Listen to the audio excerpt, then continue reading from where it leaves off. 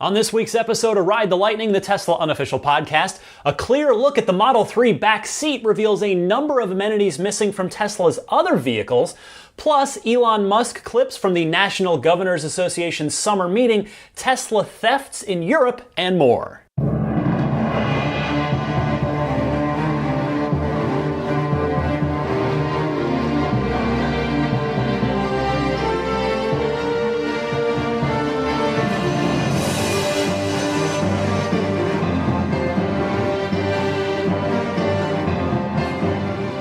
Hey everybody, welcome to the 103rd episode of Ride the Lightning, the Tesla unofficial podcast for July 23rd, 2017. I'm Ryan McCaffrey, joining you as always from San Francisco, California, here on the near eve, depending especially when you listen to this, of the Model 3 delivery event. That is coming up on Friday, July 28th.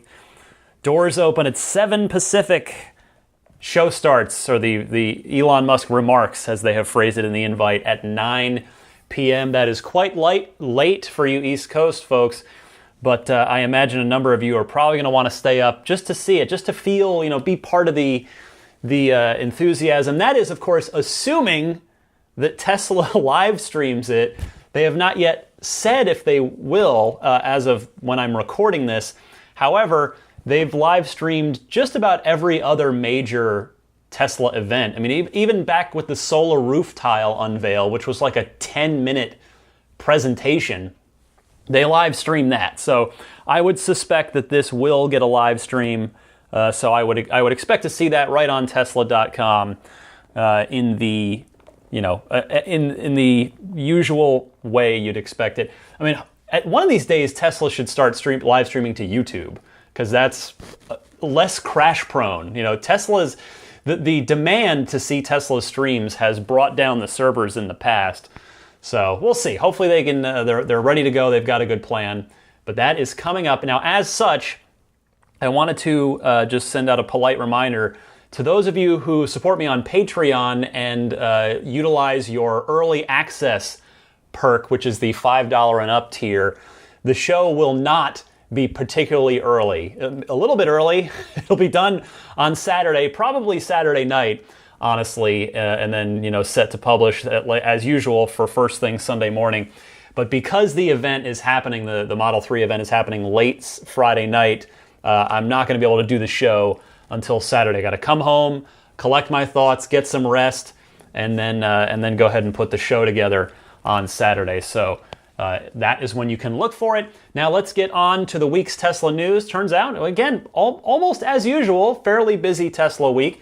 I want to start with the Model 3 back seats. They were photographed. More and more of the production cars are being spotted. I'll tell you, Tesla, they're not hiding these things away in a back corner of Fremont to be stashed until next Friday. They've been parking them out around, like they're accessible on the grounds of the Fremont factory. If you go there, they seem to be just hanging around. VIN number 7, production number 7, which is a blue car with the 19-inch wheels, is out there. They're hanging out. So somebody did photograph the car from the outside, and we got a really, really good look at the back seat. Now, there's some interesting things here. Both not only for Model 3 reservation holders, obviously, because this is the car we're getting, but also for you Model S and Model X owners, because of some of the things that Tesla has added to the Model 3 that are as yet not on the S and the X, not a part of their interior. So first up, there are seat pockets on the backs of the front seats. So, if you want to put some magazines or something back there, or put your iPad in there and run your headphone cord out of it for the folks in the back seat, you can do that. The Model S and the Model X do not currently have that. There are storage cubbies. We knew they had them in the doors, the bottom part of the front doors, but they also have them built into the rear doors as well, the second row doors. So that was interesting to see. The middle seat backrest appears to fold down into an armrest for the driver and passenger side second row occupants. That's a nice little touch. You get a nice little armrest there. That's appreciated. A super duper little thing that it's so little that it doesn't even matter. I'm just pointing it out for the sake of observation. But the seatbelt release buttons, the button you press to unbuckle your seatbelt, it's the traditional red color on all this, despite the black interior car. And on the S and the X, that button is actually color matched to the interior of your car. So if you have the white interior, it's a white button, a black interior, black button, and tan interior. Actually, I haven't been in a tan car lately, but I would assume it's tan. The button in there is tan as well. But I know for sure in the black interior S and X, it's a black button, and in the white interior, it's a white button. So I just thought that was a silly little thing worth noting.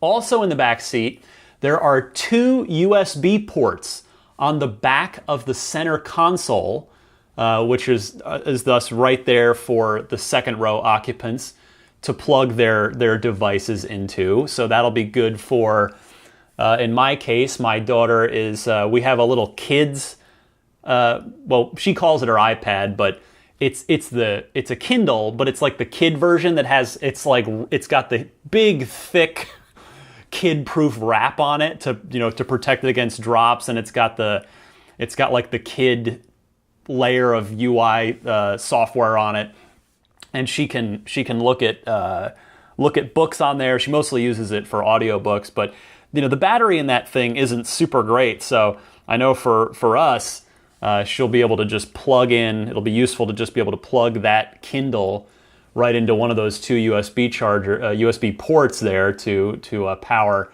that device.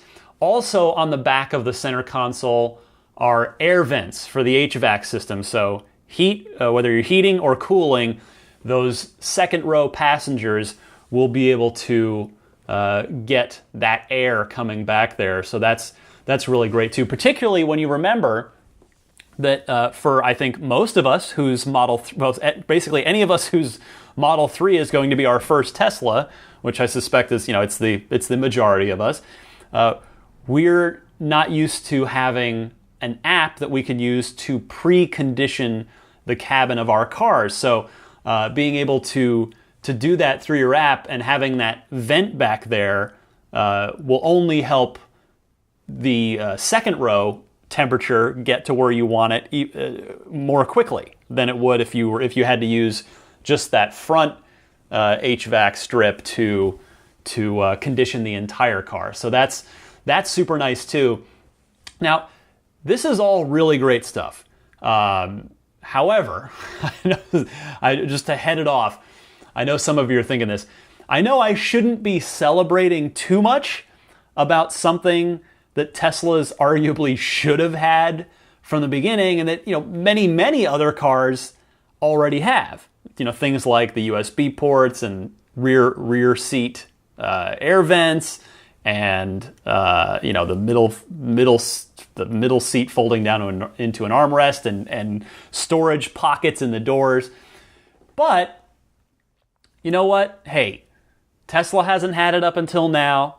It's okay to be happy about it. I mean, it's great. It's great to see, and I wonder, you can expect all this stuff to work its way into the S and X as well. If not very soon, then certainly when those cars get their redesigns in the coming years. Again, I suspect that the S redesign is closer than the X, but in any case, this got me thinking of a conversation that I was a part of a while back. A long time ago, this was actually like late 2015. It was several months before the Model 3 unveil. I happened to be at an event where there were a number of Tesla employees there. And, I was talking about the car, saying, because I told them I was this, nutcase that was doing a weekly Tesla podcast. And I said, oh, I can't wait I'm going to reserve the Model 3, can't wait. And this person said to me something that stuck in my head, even right from then up through the reveal and even up till now. The person said, wait until you see what we've done with the interior. And now that makes a lot of sense. And by the way, I feel okay saying that now. I would never want to betray anybody's trust. Not that that was some big scoop or anything. And but yeah, like now that the car is done and the car is coming out in 7 days as I record this officially. So I feel like it's okay to mention that. So it's now clear that person clearly had reason to say that to me. The Model 3 interior, while not a radical departure for cars in general, I mean the front kind of is, the dashboard with the just one giant air vent and the just one landscape oriented 15-inch touchscreen. I mean, that's fairly radical. The back seat is certainly more of the traditional stuff that you expect, but all told, this is definitely it's an overall radical departure for Tesla. Certainly a radical departure up front, and it's at the very least it's a big step up in function for the back seats. So it's looking great. Legroom looks pretty good from what we can see, and certainly from what I remember from riding in the Alpha prototype on March 31st at the event last year. So won't be long now. I hope to get a chance to sit in it again this Friday at the event, and certainly I look forward to having a lot more to report to you guys after the event on Friday. I want to move now to a series of Elon Musk clips. Elon gave a lengthy interview at the National Governors Association's summer meeting. So there were 30-something governors in the room, and Elon was the keynote speaker there, and it was Nevada's governor, Brian Sandoval. He was the one that actually conducted the interview with Elon, and I've picked out some of the most interesting and, of course, for this podcast, Tesla-specific quotes. So here, barely a show goes by where I don't parrot the Tesla mission statement. But here it is again. Here's Elon reiterating the mission statement of Tesla, but listen to the slight twist that he puts on it. We're doing what we can to have the future be as good as possible, to be inspired by what is likely to happen, and to look forward to the next day. So that's what really drives me is trying to figure out how do we make sure that things are great and going to be so, and that's the underlying principle behind Tesla and SpaceX. Is that I think it's pretty important that we accelerate the transition to sustainable generation and consumption of energy. It's inevitable, but it matters if it happens sooner or later. It's too bad Elon didn't elaborate on the sooner or later part of that, because I want to know exactly what he means. Hopefully, though, Model 3 will help it happen sooner. Next, here is what Elon would ask the room full of governors he was speaking to. The question was, what would you have us do, Elon? And this was Elon's response to the room full of governors. Well, it sure is important to get the rules right. It's sort of, in terms of legislative and executive actions, it's sort of like, if you think of, say, like professional sports or something. If you don't have the rules right, if there isn't, if the game isn't set up properly, it's not going to be a good game. So it's real important to get the rules right. Now, I think it's worth noting that I think still, in the United States, the rules are still better than anywhere else.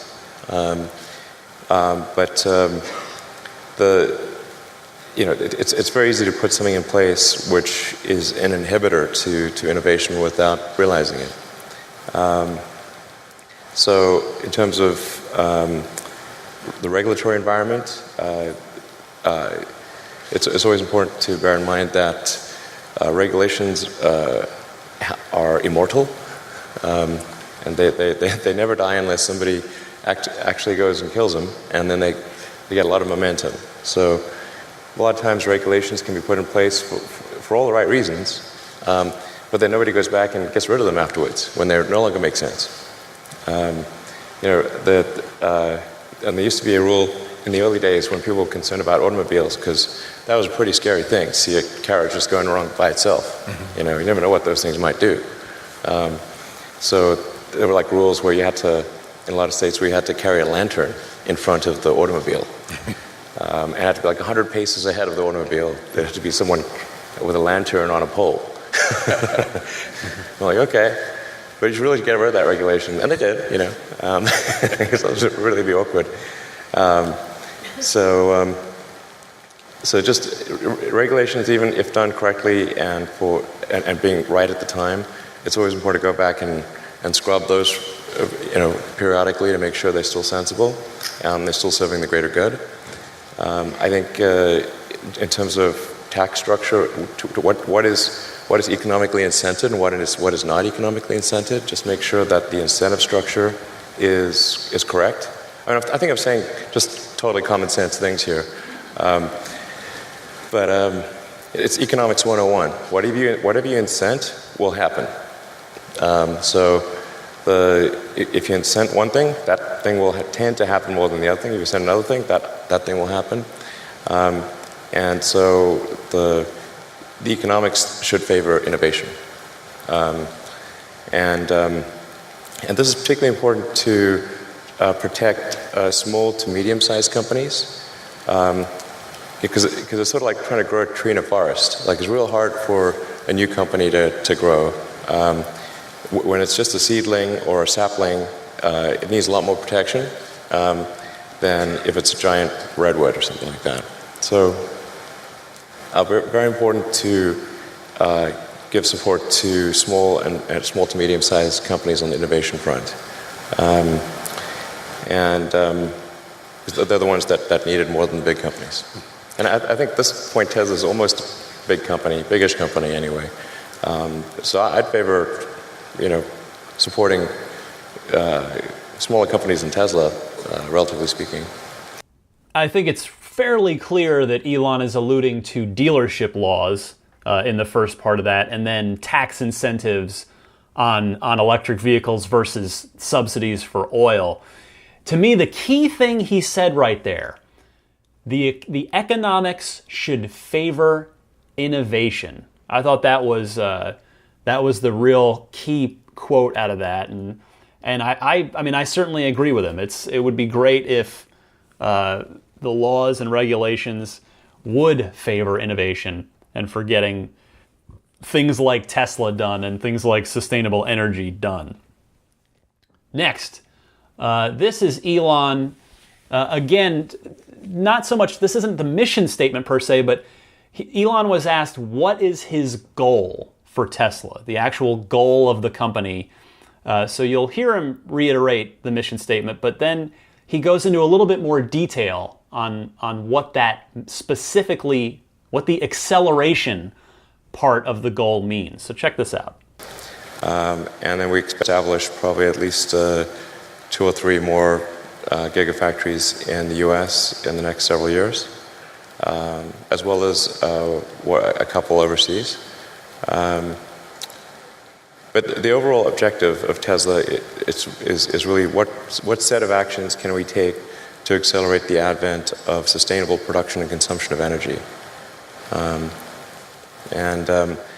think the sort of the way I would assess the historic good of Tesla is in terms of how many years of acceleration was it, and if we can accelerate sustainable energy by 10 years, I would consider that to be a great success. even if it was only 5 years, that would still be pretty good. That's the overarching optimization. I've never heard him break it down like that before. That the fact that he's measuring that acceleration by the speed at which the acceleration to, as he now phrases it, the sustainable production and consumption of energy happens. And it's curious to hear him say that 10 years, if he can accelerate it by 10 years, that would be really good. And it's also neat to hear him say that it's inevitable. I mean, that's certainly an optimistic viewpoint. And we know Elon to be a generally optimistic person. So the good news is, with Tesla hopefully accelerating that transition by at least 10 years, we'll all be part of that as we get Model 3s, if you're not already. Maybe because a lot of you out there are certainly Tesla owners already, and many of you no doubt have solar panels on your rooftops powering your homes and lives. So all good stuff there. Here's Elon on what he wants things to look like, or what he thinks things are going to look like with autonomous vehicles in the coming years, and what sort of the next half decade to full decade of transportation looks like. Well, I think things are going to grow exponentially. So there's a big difference between 5 and 10 years. My guess is, probably in 10 years, more than a half of new vehicle production is electric in the United States. And China's probably going to be ahead of that, because China's been super pro-EV. I don't think a lot of people know this, but China's environmental policies are way ahead of the U.S. Like, their mandate for renewable energy far exceeds the U.S.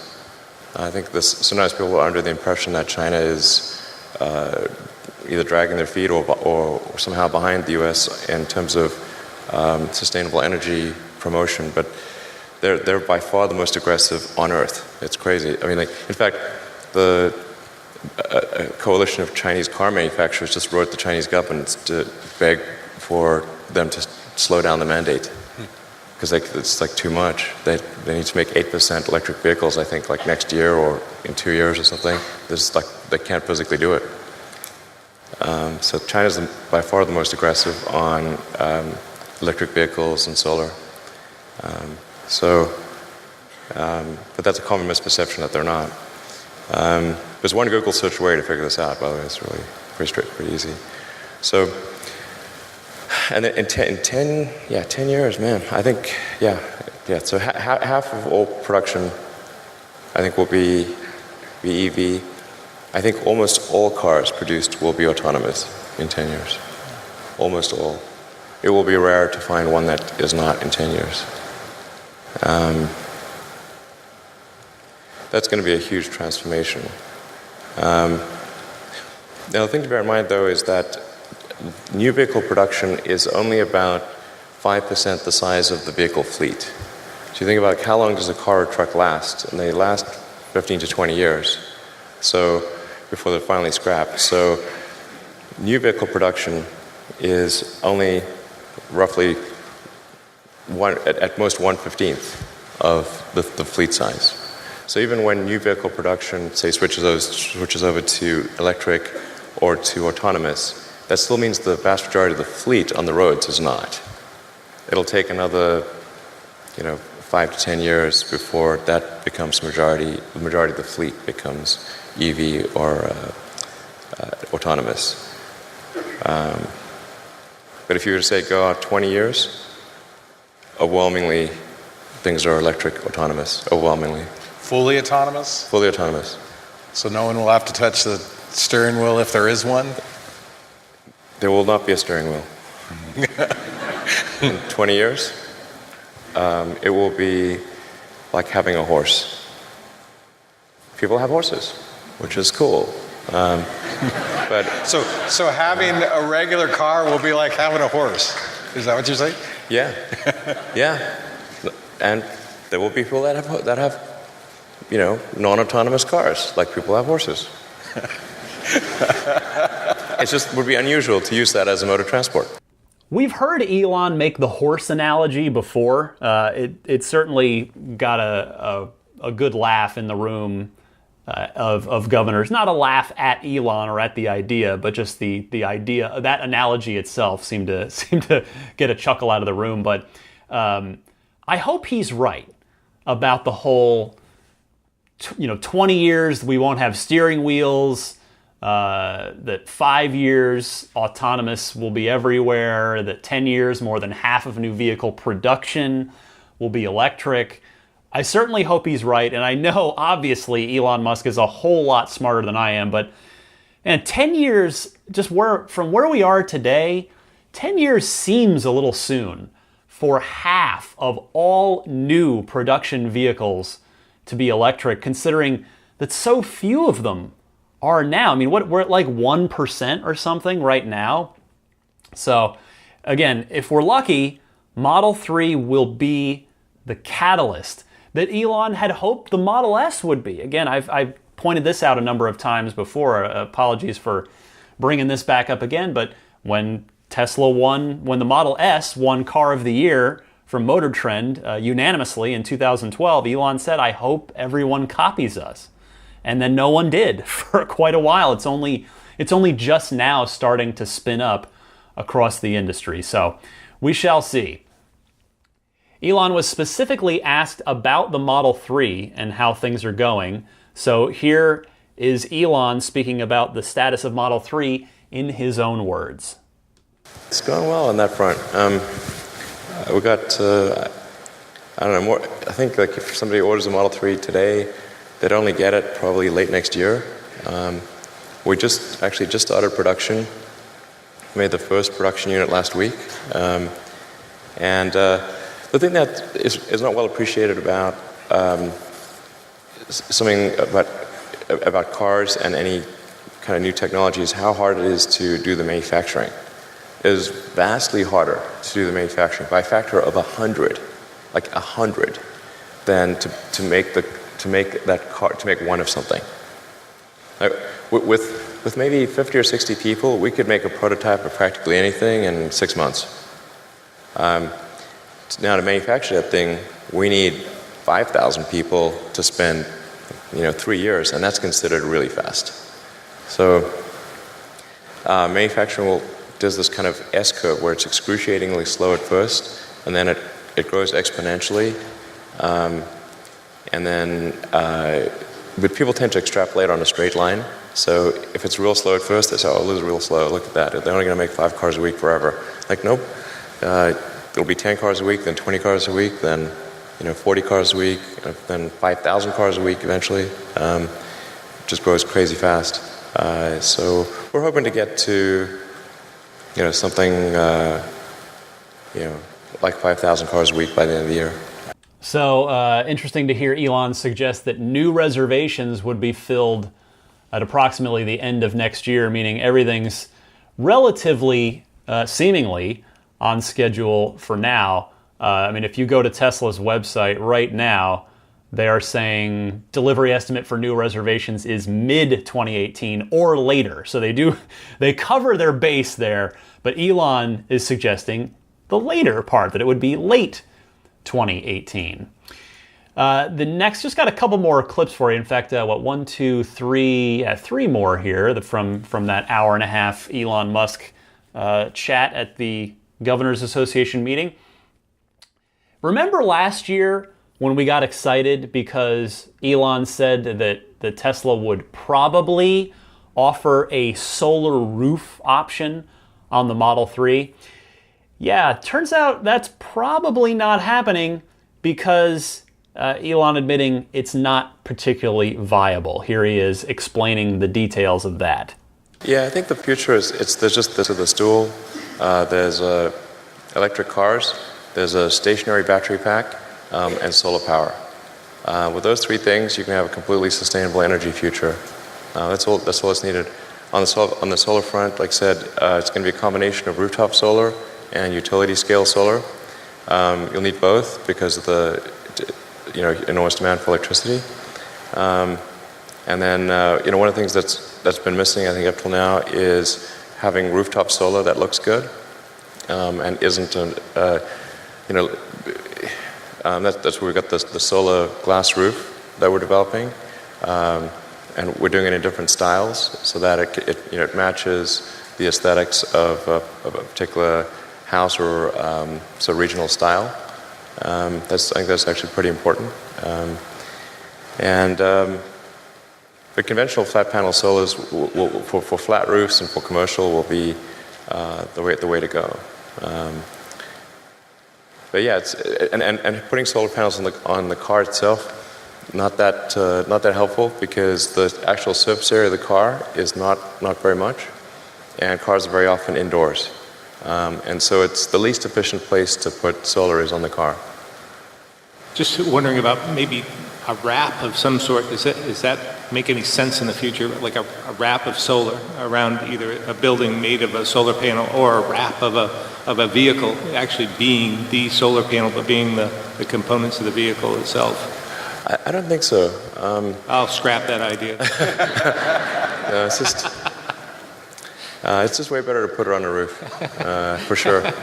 And I've really thought about this. I mean, really, and I pushed my team about isn't there some way we could do it on the car?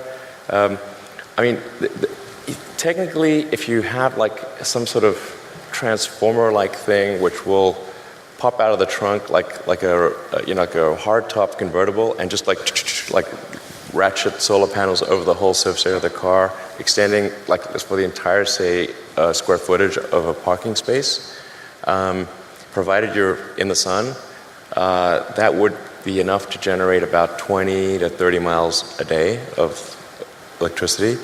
But that is for sure the expensive, difficult way to do it. I love that he's actually thought about turning your car into a Michael Bay transformer, albeit with solar panels. So, it sounds like Elon wanted to do this, but realized or was convinced by his team that it's just not a viable way forward. So, for us, it's one less option that we need to worry about on Model 3. Elon now speaking to the future of electric vehicles in a world where gas prices remain relatively cheap. So here he is speaking to that.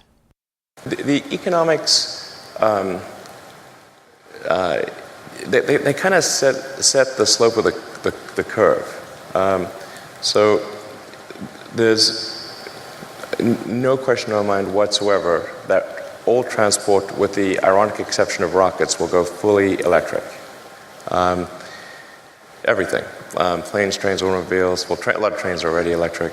All ships. But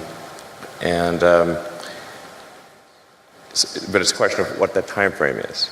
And the economic incentive structure drives that time frame. That's really what it amounts to.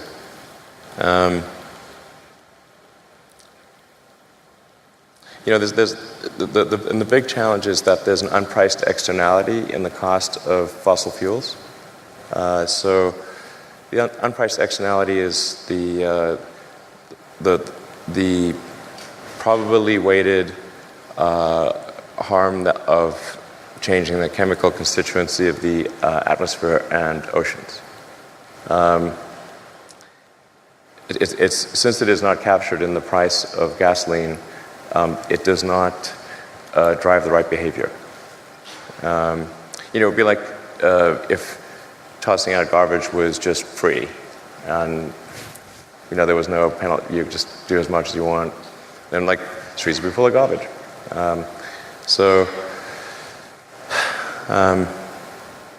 And we regulated a lot of other things like sulfur emissions and nitrous oxide emissions and that kind of thing. It's done a lot of good on that front. With CO2, it's tough because there's so many vested interests on the sort of fossil fuel side. And sometimes I feel like those guys feel kind of hard done by because it wasn't obvious when they were creating their oil and gas companies that it would be bad for the environment. and they worked really hard to create those companies, and then they feel like, well, now they're being kind of attacked on moral grounds, when they didn't originally start those oil companies or build them up on bad moral grounds. And it is true that we cannot instantaneously change to a sustainable situation. But then those guys will also fight pretty hard to slow down the change. And that's really where I think is morally wrong. So this is another reason why I really like Elon Musk, because listen, at the beginning of that, he actually shows sympathy for the fossil fuel-based energy companies, saying, hey, look, they weren't started with this malicious intent that they were wrecking the earth. But then, Elon then goes on to say, well, but now they've a lot of them have acted pretty morally reprehensibly. So a very honest answer there, I thought, by Elon Musk on the future of electric vehicles in a cheap gas-powered world. The last quote I have for you from the talk here is Elon was asked how he deals with high expectations, and Elon gets into the stock price here. So take a listen. Well, it is actually, I find it quite tough when there are very high expectations. I try to actually tamp down those expectations as to be possible. In fact, I've gone on record several times as saying that the stock price is higher than we have any right to deserve. And that's for sure true based on where we are today and have been in the past.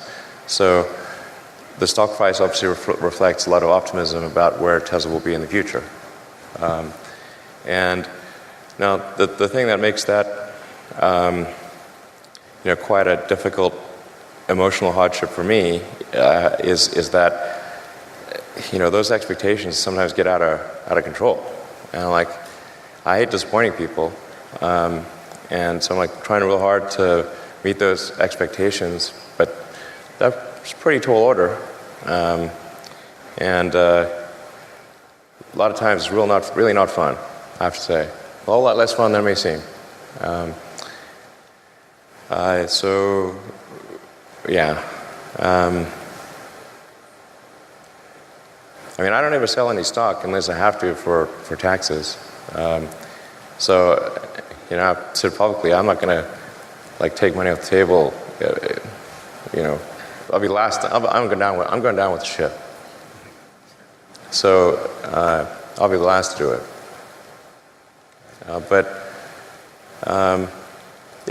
It's. I really wouldn't recommend anyone start a car company. I really wouldn't recommend it. It's not a recipe for happiness and freedom. Elon did later clarify that he thought that the stock price was low based on where Tesla is going. That was sort of the part that he clarified later. And, maybe I'm reading a bit too, which I agree with him, by the way. It's because if the energy part of the company takes off anywhere near the way the automotive part of the company is taking off, then yes, Tesla's future, the stock price is definitely room to grow for sure. And maybe I'm reading a bit too much into his comment about how he hates to disappoint people, but I wonder if that's one reason why he's been pretty reserved and down to earth whenever he speaks about the Model 3. He's never really ever allowed himself to slip into hyperbole or big promises. For instance, he's never said that there's going to be a ludicrous version that will blow away. He said that there will be a ludicrous version, but he's never been like, our ludicrous version is going to blow away a Ferrari for a whole lot less money. Or because even with the Model X, he talked about how the second row seats were like a sculpture. They were like a work of art, and then people got the car and they didn't fold down flat, and that was a case of form over function, and people got mad at him for it, and for a lot of reasons justifiably so. People want that utility of the Model X, and they've now of course talked about it on last week's show. They've since rectified that. But I feel like with Model 3, he's been very careful to keep everything very grounded, very tempered, and not make any outlandish statements or promises. I mean, probably the closest thing to a hyperbolic statement was the whole spaceship controls thing, like that the steering wheel, that it would be a spaceship-like control, and it's not really like that. It's a steering wheel with 2 scroll wheels and left and right buttons on either side presumably to control what's going on the left, whatever app you have running on the left side of the screen and whatever app you have running on the right side of the screen without having to take your hands off the wheel. And then you, of course, have the 15-inch touchscreen. So, but yeah, I think by and large, Elon's really stayed grounded with the Model 3. And that's maybe him just not wanting to disappoint people. All right, let's move along to the other Tesla news stories for this week. First up, the noted Tesla bull and Morgan Stanley analyst Adam Jonas. He was wondering this past week why the heck no other car makers are doing over-the-air updates in their cars in the same way that Tesla does. He issued a note to his investors saying, quote, "The Model S is old. What's everyone else's excuse? We can understand that traditional car companies have held back on EV commercialization up to this point, given low consumer demand and high losses. But we have a harder time understanding how almost no car companies have brought to market a car that is capable of over-the-air updates of firmware. They continue to sell vehicles that are incapable of learning and improving and are highly vulnerable to obsolescence. Car companies have had ample opportunity to tear apart Model S's in the lab. We suspect Tesla's vertically integrated in-house software capabilities and its willingness to assume the risk of hacking, that's what I wanted to say there, assume the risk of hacking make the difference." And Adam, I think, is completely right on this.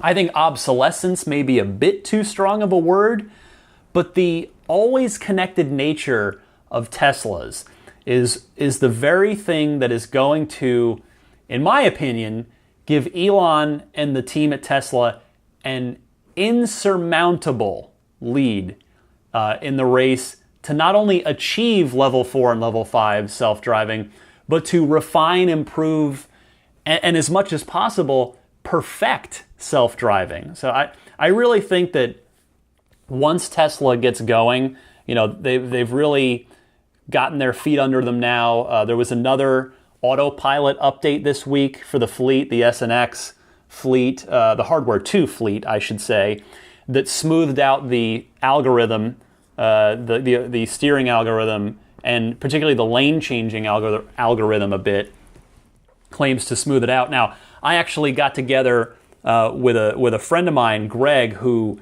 just traded in his 2014, so Hardware 1 Model S, and he got a brand new Model X, which obviously has Hardware 2 in it. And that was my first time spending any time in a Hardware 2 car. Greg was very kind enough to let me drive home from the long. We drove a long way to get lunch on purpose, and he very kindly let me drive his brand new Model X on the way back. And yeah, we both, he used Autopilot on the way down there, and I used it on the way back because it was mostly freeway. And I have to say, I had been in Hardware 1 cars, and particularly the Model X. I've been in that, and I guess the S as well. But anyway, yeah, I noticed that the Hardware 2 Autopilot felt pretty good. It was really it kept the lane pretty well. I didn't think it really ping-ponged around at all. But the one area I did think was a bit jarring were the lane changes. I thought they were a bit sudden, and so it's good to see that that's been smoothed out a bit and soft, for lack of a better word, softened a bit now.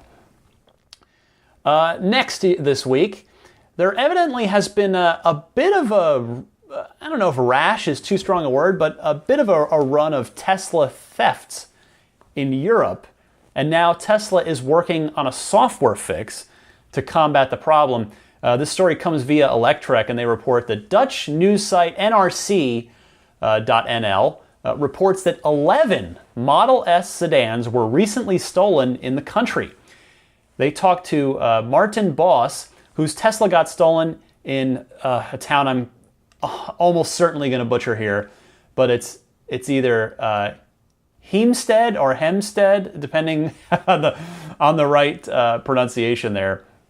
Anyway, the gentleman's car was stolen last month, and he was told by the police that it was the 9th Tesla stolen in the region that week alone.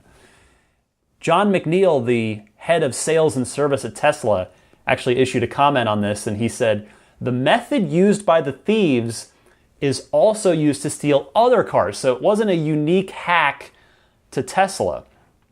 But in fact, the hacking issue came up at the National Governors Association meeting that I just got done playing you clips from. Spoiler alert, turns out there was one more clip that I was saving for just this topic. Elon spoke to the topic of hacking with the governors, so here's what he had to say about it. I guess risks for autonomous vehicles is somebody achieving a fleet-wide hack. In principle, if somebody was able to hack, say, all of the autonomous Teslas, they could say, just as a prank, they could say, like, send them all to Rhode Island from across the United States. And they'll be like, well, okay, that would be the end of Tesla. And there'll be a lot of angry people in Rhode Island, that's for sure. So we got to make super sure that a fleet-wide hack is basically impossible, and that if people are in the car, that they have override authority on whatever the car is doing. So if the car is doing something wacky, you can press a button that no amount of software can override. That will ensure that you gain control of the vehicle and cut the link to the servers. So that's pretty fundamental. Within the car, we actually have, even if somebody gains access to the car, there are multiple subsystems within the car that also have specialized encryption. So the powertrain, for example, has specialized encryption. So even if somebody would gain access to the car, they cannot gain access to the powertrain or to the braking system.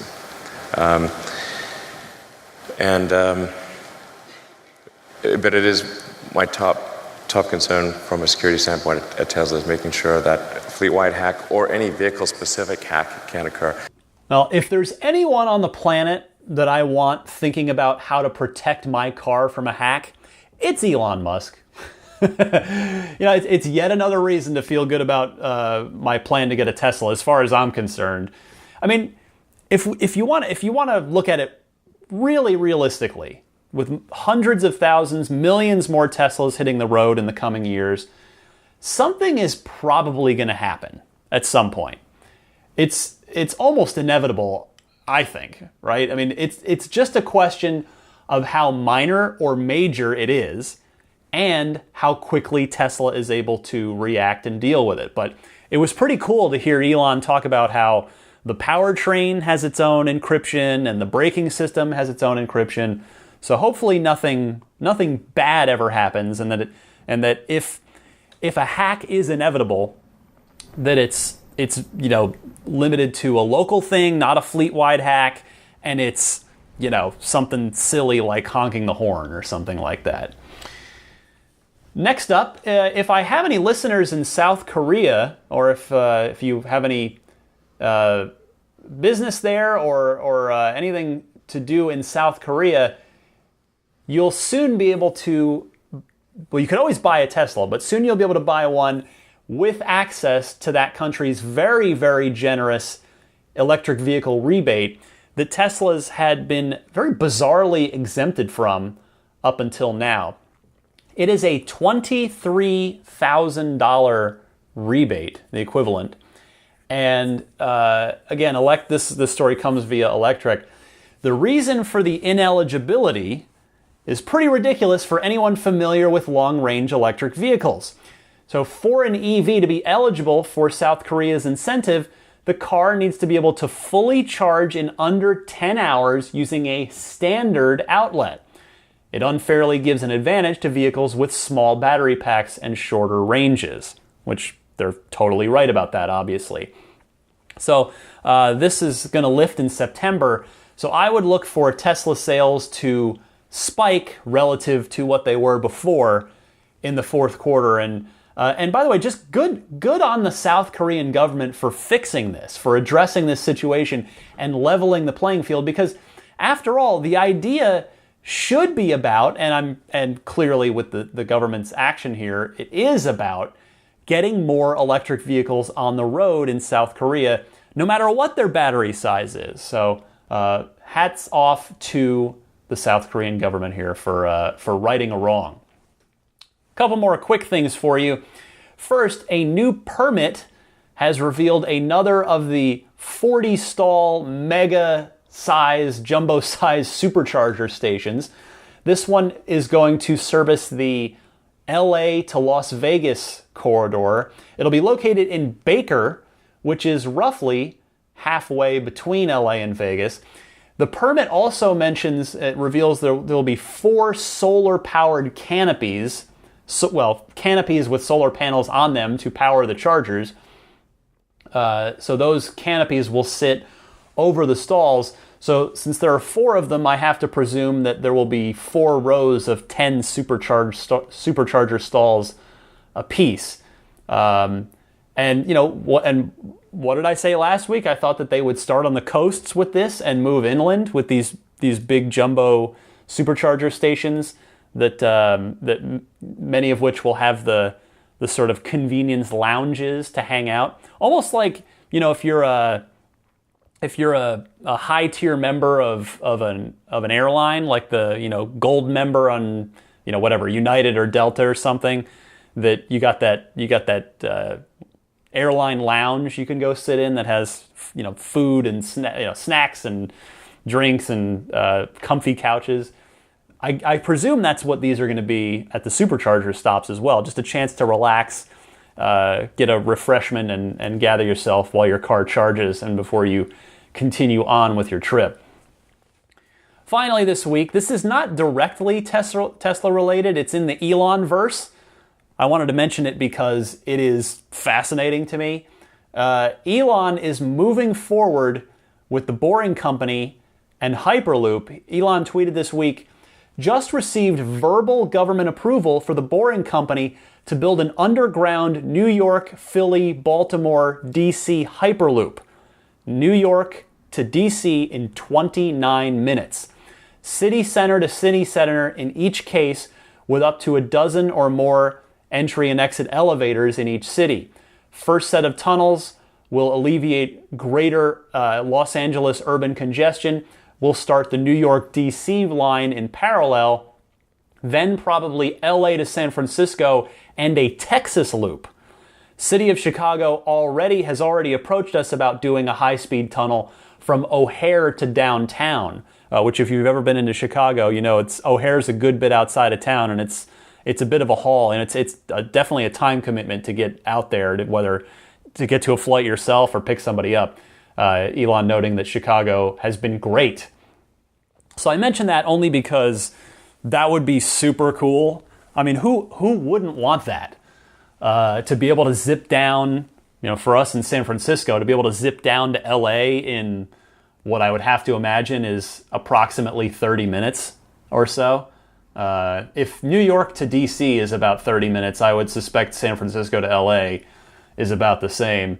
That means during my annual video game convention, the E3 Electronic Entertainment Expo, I could just take Hyperloop back and forth and commute that way and sleep in my own bed at night. That would be great. Not to mention see friends in LA. I would love that. So, who knows? Verbal approval is nothing like actual pen to paper approval. But hey, if anybody can do this, it's Elon Musk. Be right back after this with, as usual, plenty of good calls from you guys in the Ride the Lightning Hotline.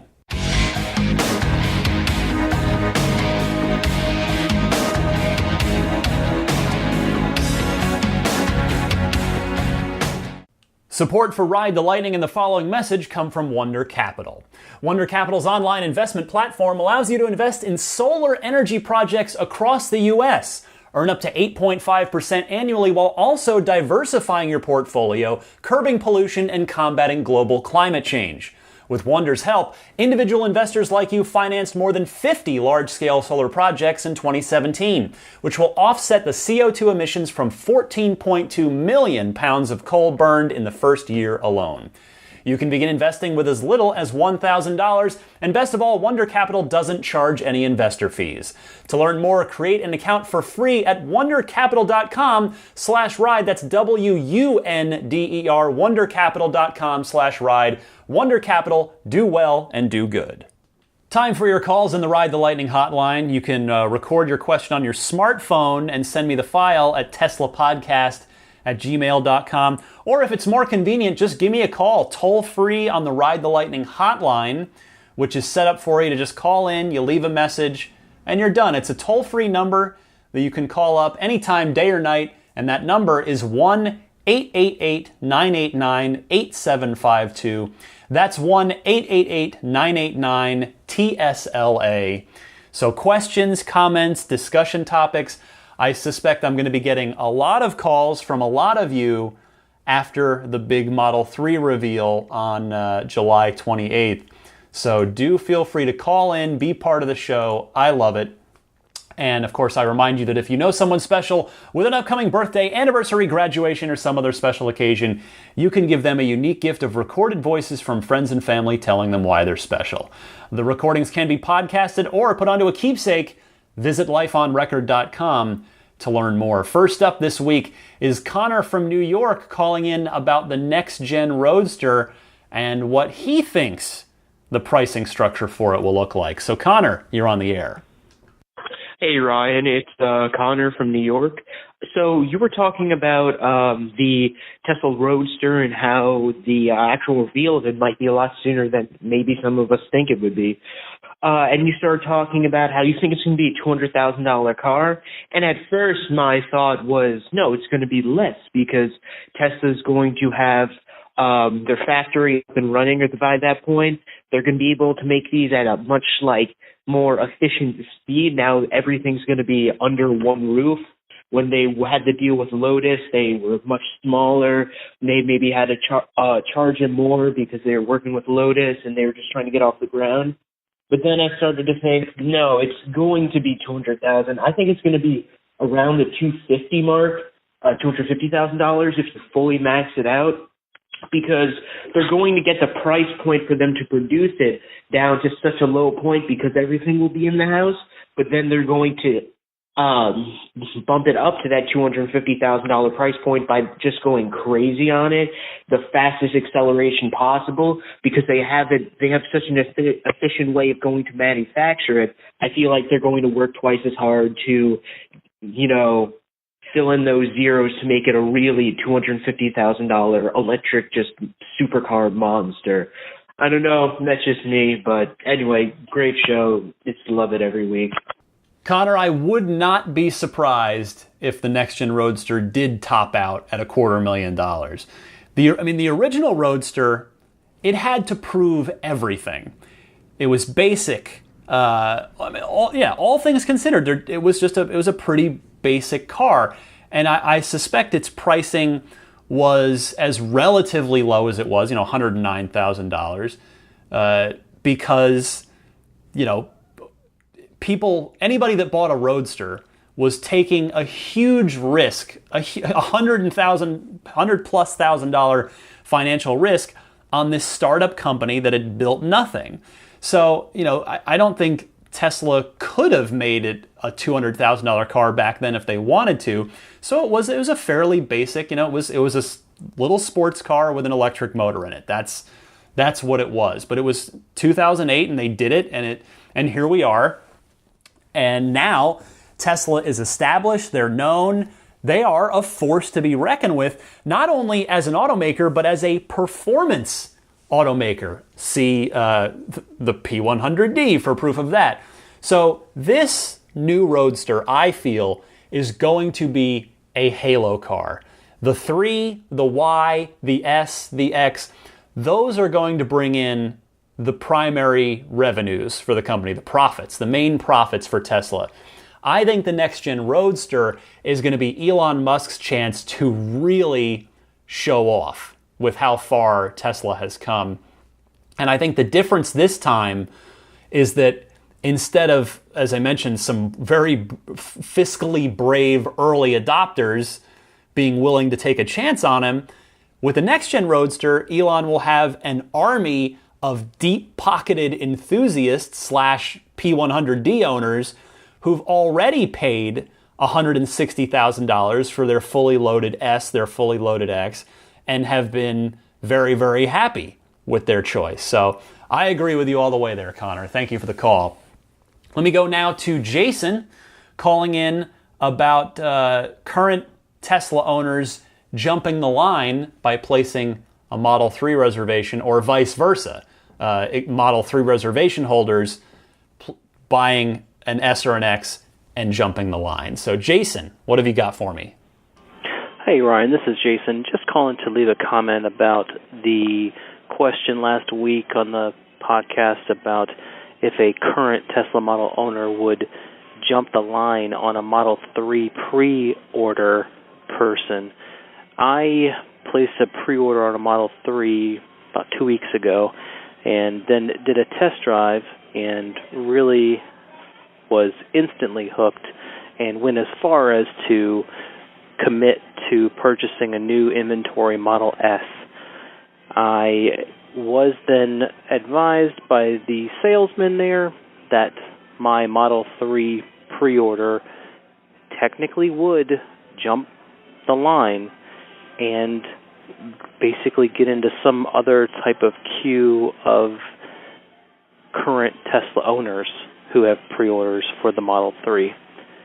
I agree with you. I feel that that is unfortunate, and I feel that I don't really deserve it, although I am investing more money by purchasing a new vehicle with Tesla. So just to give that comment and give some more insight. Again, it's not an official statement. No one knows exactly where we all are in the line, but it was told to me by a salesman there. So keep up the great show, and I hope to hear hundreds of more episodes. Thanks. Bye. Thanks for sharing your experience, Jason. And you're right. The word of one sales advisor isn't gospel because, with all due respect to your sales advisor and certainly to all Tesla sales advisors, we've seen repeatedly in the past that they don't always give out necessarily 100% accurate information when it comes to stuff like this with like timing things and these kind of things because these policies are not always communicated out clearly to them by the Tesla mothership. But if your account is correct, it sounds like indeed the whole buy a Tesla now and jump the Model 3 line perk is indeed still in effect. So thanks for that, Jason. I want to go now to Mark in Cincinnati replying to a call from last week about Model 3's Autopilot rollout. He's got some actually information here that I learned something new about. So Matt, educate me. Hi Ryan, Matt from Cincinnati. I just listened to your episode 102 where caller Kyle had asked about the Autopilot rollout on the Model 3, whether it'll be immediate or whether or not it would come later. I'm not sure if it's been discussed or not, but all Tesla's Model S, Model X, they require a break-in period of about 50 miles in order for Autopilot to actually activate. The reason I know this is I went to the Cincinnati Tesla dealership and was able to test drive a Model X P100D that was brand new, had just been delivered the night before, and only had 6 miles on it. And the representative told me, unfortunately, I wouldn't be able to try out Autopilot because the car requires about 50 miles of driving in order to calibrate all the sensors and the cameras. And so even if Model 3 releases day one with Autopilot software, which I would assume that it would, people can't go to the dealership or wherever they go to pick up their car and expect to drive off the lot with Autopilot enabled. It takes that break-in period for the car to learn about its surroundings. So just wanted to let people know about that experience. And I love the podcast. Keep up the good work, and thanks a lot. Thank you for that, Matt. I hadn't heard that before, so again, I'm happy to have learned something new about Teslas today. Any day I can do that, that is a good day in my book. I tell you, I even went, not that I didn't believe you, but I even went and looked it up, and what you were told is indeed correct. There is a calibration period for Autopilot, so I guess that means that a whole lot of future Model 3 owners will be putting more than 50 miles on their car in the first day. Now, I had already planned to do that, so it's good to know that it's like a requirement now. You've got to take it out for that maiden voyage of 50 plus miles to get those Autopilot cameras and sensors calibrated. So there you go. Thank you very much for that, Matt.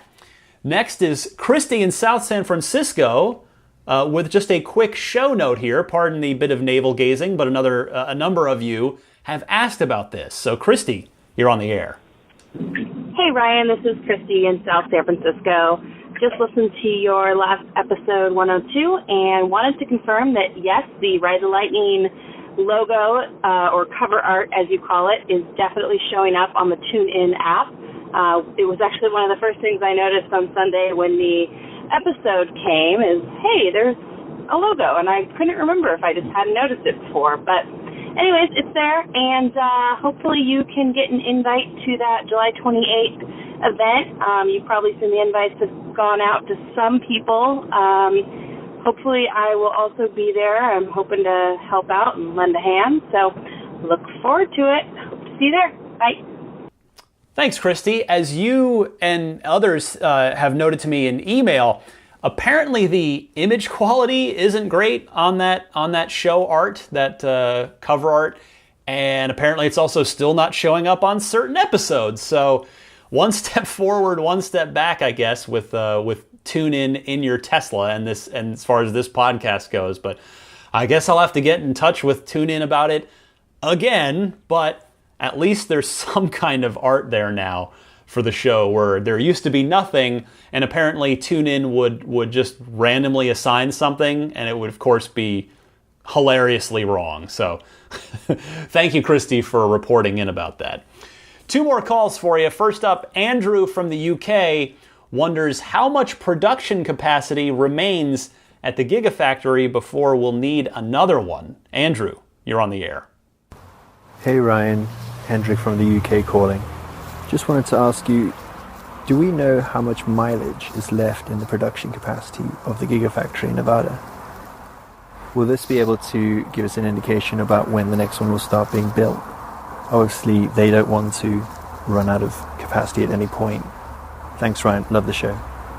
As big as the Gigafactory already is, Tesla hasn't even come close to maxing it out yet. The building's not done.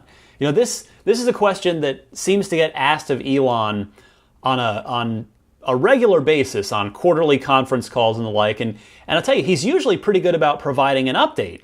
So these days, the Gigafactory is only still about 30% finished. And if I recall correctly, when it's done, it's going to be able to produce enough batteries for about 1 million cars per year. I'm not sure if that figure also includes the Powerwall and Power Pack businesses, but let's just go with the 1 million number for now. So the good news with Gigafactory 1, they are in good shape for at least a couple of years or so until they're ready to bring Model Y online, which Elon, of course, has already said that's going to need its own factory. So thanks for the call, Andrew. Let's finish up with Justin in my home state, my birth state of New Jersey, with a bit of a warning on the colors we've been seeing on the Model 3. So Justin, take it away. Hey Ryan, in last week's episode, you seemed to suggest that just because we saw all of the colors on the Model 3, that all of the colors will be available. I would push back on that a little bit, because it's possible they might have just put all the colors that they have on the release candidates just so that they could see what they look like.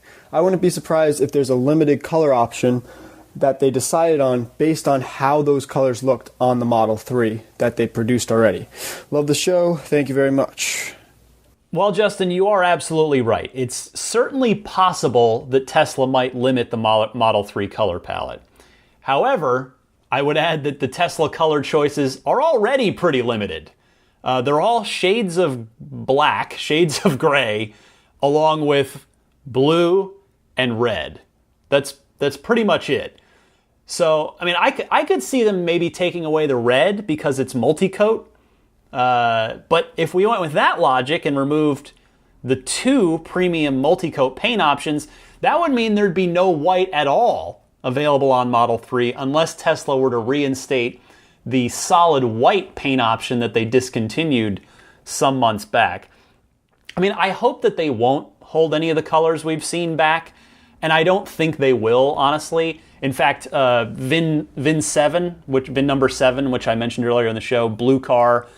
So that car, that's confirmed. And I think one of the other the production cars spotted was the Midnight Silver. So that's official then because it's a production car. So it does seem like all of them will be offered to, on production vehicles, but it is possible. It is possible that 1 or 2 of them could be not offered for whatever reason. Like I said, whether it's holding off, not giving the Model 3 the multi-coat options or what. But we'll find out on Friday and on the July 28th event. So thanks for the call, Justin, and thanks to all of you, as always, for continuing to call in with your excellent questions, comments, and discussion topics. Again, you can record your question on your smartphone and just email me the recording. TeslaPodcast@gmail.com is the email address to do that. Or just call in toll-free anytime, day or night, on the Ride the Lightning hotline. The toll-free number is 1-888-989-8752. Be right back to wrap things up for you right after this.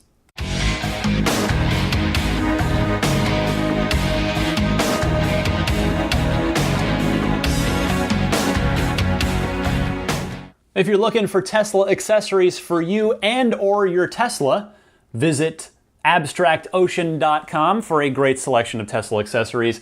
And they are offering listeners of this podcast 20% off of your order. Just use the coupon code RTLPodcast at checkout for that discount. That's RTLPodcast, all one word. If you're buying a Tesla, if you're picking one up, get $1,000 off and free unlimited lifetime supercharging by using Gordon from Hawaii's referral code, which will get Gordon some prizes, get you the money and the unlimited supercharging, and get me the lottery tickets chance that I am happy to have to win a P100D. So the referral code, put this into your web browser, and it'll take you to the design studio with the code activated. ts.la/Gordon1872, Gordon spelled Gordon. Follow me on Twitter at DMC_Ryan. You can email me, TeslaPodcast@gmail.com.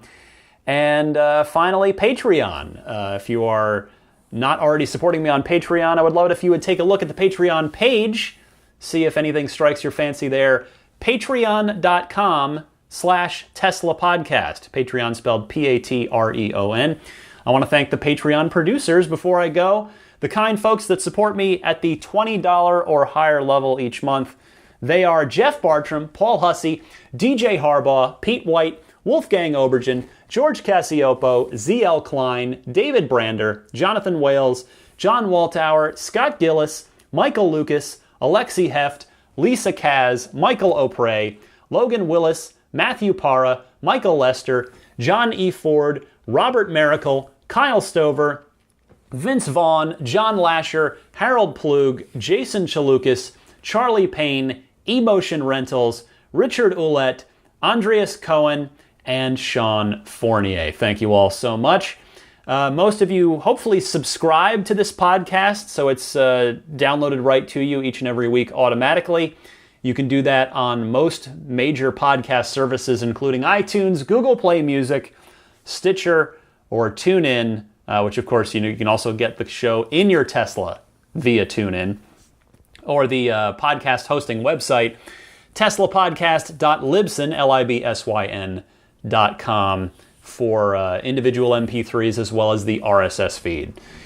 All right, I gotta go, and it's the end of another show, but next week should be a real fun, real big show because the Model 3 will be out. How crazy is that? I know, yes, the production will be starting slowly, and that's how it goes, but the Model 3 is officially released.